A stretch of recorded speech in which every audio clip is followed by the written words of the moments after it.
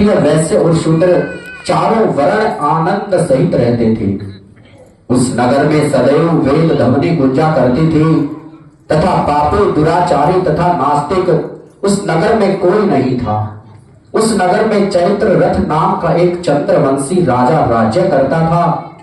वह अत्यंत विद्वान तथा धर्मी था।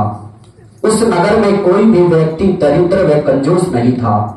सभी नगरवासी विष्णु भगवान के भक्त थे और एकादशी का व्रत किया करते थे। एक समय फाल्गुन मास के शुक्ल पक्ष की आमल की एकादशी आई। उस दिन राजा, प्रजा तथा बाल वृद्ध सबने हर्ष पूर्वक, प्रसन्नता पूर्वक व्रत किया। राजा अपनी प्रजा के साथ मंदिर में जाकर पूर्ण कुंड स्थापित करके धूप, दीप, नैवेद्य, पंचरत्न आदि से धात्री का पूजन करने लगे और इस प्रकार स्तुति करने लगे कि हे धात्री, तुम ब्रह्म स्वरूप हो, तुम ब्रह्मा जी द्वारा उत्पन्न हुए हो और समस्त पापों का नाश करने वाले हो।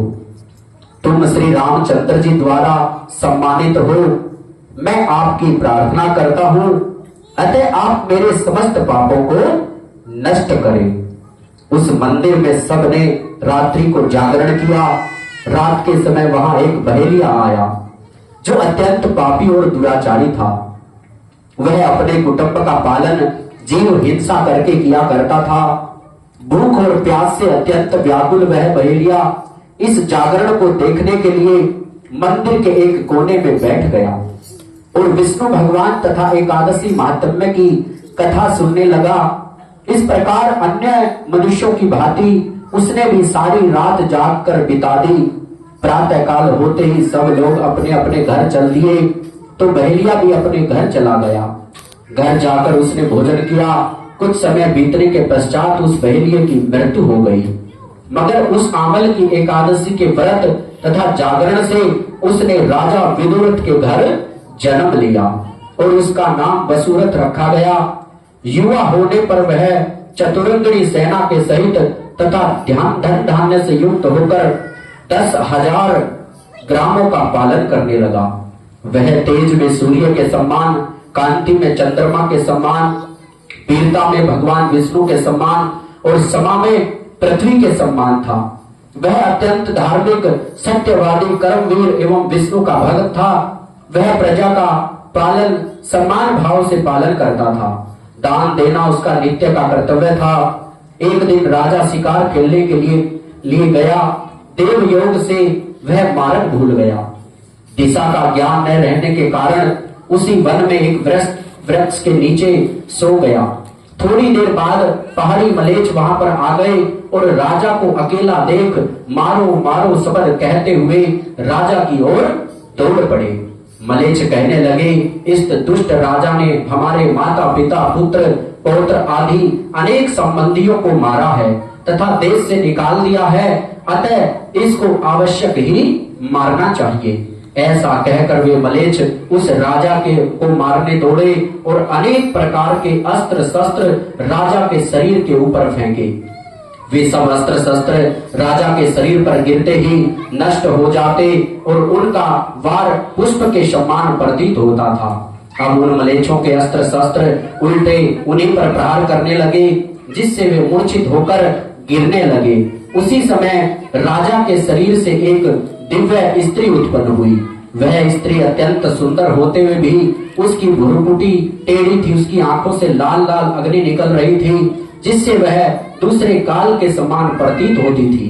वह स्त्री मलेच्छों को मारने दौड़ी और थोड़ी ही देर में उसने सब मलेच्छों को काल के गाल में पहुंचा दिया।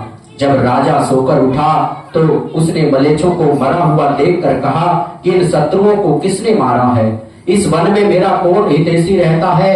ऐसा विचार कर ही रहा था कि आकाशवाणी हुई कि हे राजा, इस संसार में विष्णु भगवान के अतिरिक्त कौन तेरी सहायता कर सकता है?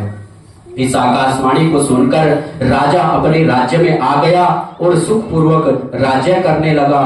महर्षि वशिष्ठ जी बोले कि हे राजन, यह आमल की एकादशी के व्रत का प्रभाव था। जो मनुष्य इस आमल की एकादशी का व्रत करते हैं वे प्रत्येक कार्य में सफल होते हैं और अंत में विष्णु लोक को प्राप्त करते हैं। बोले विष्णु भगवान की जय, एकादशी मैया की जय।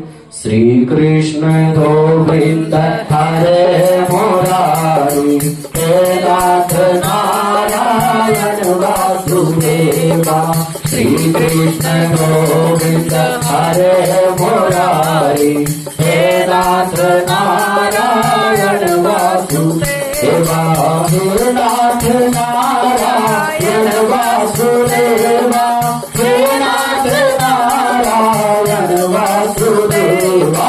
श्री कृष्ण गोविंद हरे मुरारी, हे नाथ नारायण वासुदेवा।